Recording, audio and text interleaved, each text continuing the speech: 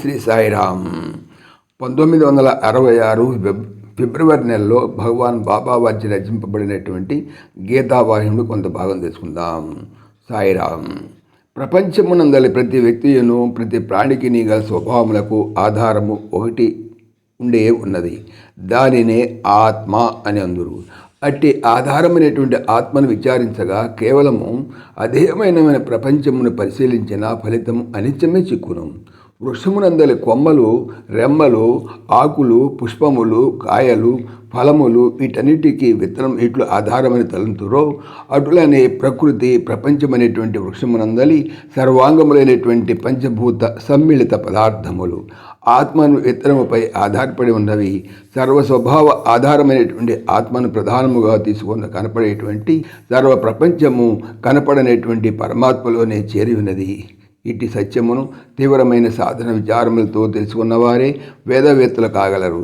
విచారణ సలుపుక వివేకముతో యోచించక కనిపించినదే ఖాయమని భావించుచు వాదించుచు వక్రమ మార్గమును పెట్టేటువంటి వాళ్లకు సక్రమ సంగతి ఇట్లు తెలియను.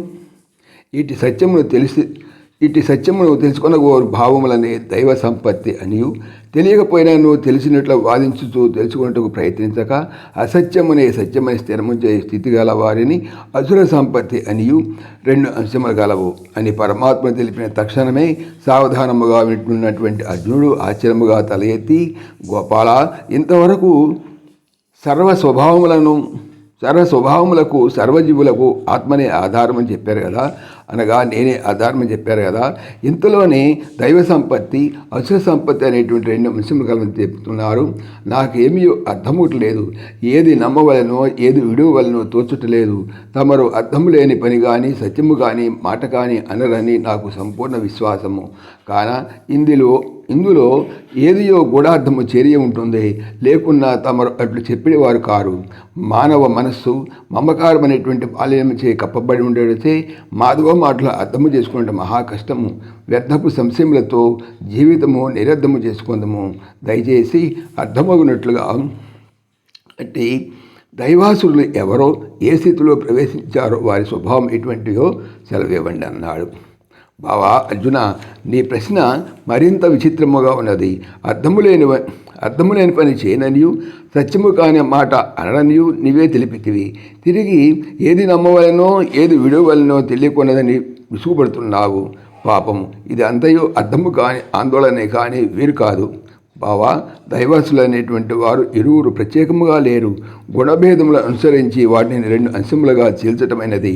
గుణములు, కల్పనలు, వీటిని గురించి దీనికి పూర్వమే తెలిపి ఉన్నాను. కుంభరి కుండలు, తప్పలు, దుత్తలు మట్టితో చేస్తున్నాడు.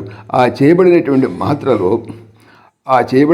పాత్రలు పూర్వము మట్టిలో సహజముగానే ఉన్నాయి కదా, మట్టిలో సహజ సిద్ధముగా లేవు. సహజము మట్టి, కుండ, తట్ట, దుత్తలు కల్పన రూపములు. కల్పన అయినటువంటి రూపనామములచే గుణములని అందురు. ఆధారము మట్టి, అధేయము కుండలు కదా. ఆధారమైనటువంటి మట్టి సహజము, అధేయమైనటువంటి కుండలు కల్పనలు. కాన సహజము నా స్వరూపము. కుండలు నాలో లేవు కానీ కుండలలో నేను ఉన్నాను. అనగా నాలో గుణములు లేవు కానీ గుణముల యందు కూడాను నేను ఉన్నాను. అట్లని కుండలను వేరు మట్టిని వేరు చేసేటువంటి ప్రయత్నము అది సాధ్యము కాదు. జై సాయిరామ్. సమస్తలోకాః సుఖినో భవంతు. సమస్తలోకాః సుఖినో భవంతు. సమస్తలోకాః సుఖినో భవంతు. ఓం శాంతి శాంతి శాంతి. जय बोलो भगवान श्री सत्य साई बाबा जी की जय. जय साई राम. जय जय साई राम.